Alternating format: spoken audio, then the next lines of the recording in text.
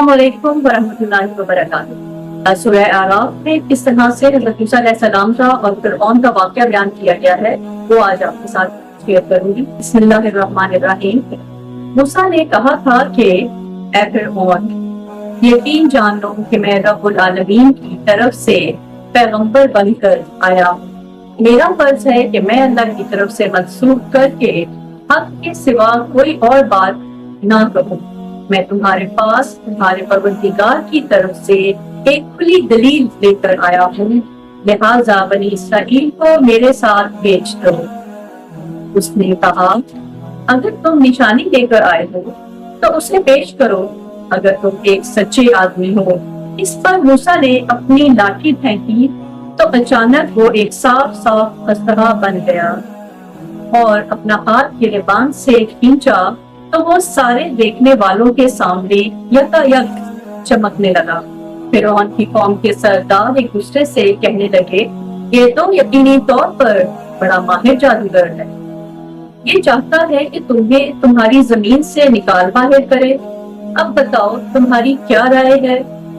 उन्होंने कहा, जरा इसको और इसके भाई को कुछ मोहलत दो और तमाम शहरों में हलकाए भिजवा दो ताकि वो तमाम माहिर जादूगरों को जमा करके तुम्हारे पास ले आए।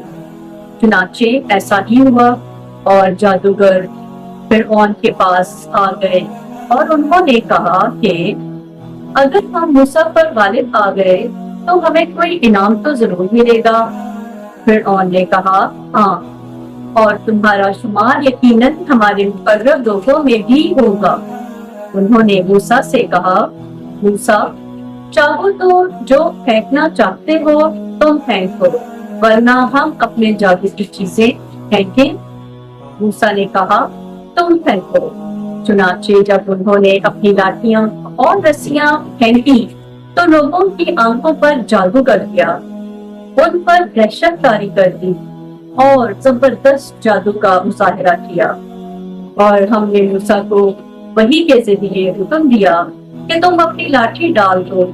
बस फिर क्या था, उसने देखते ही देखते वो सारी चीजें निगलनी शुरू कर दी जो उन्होंने झूठ मूठ बनाई थी।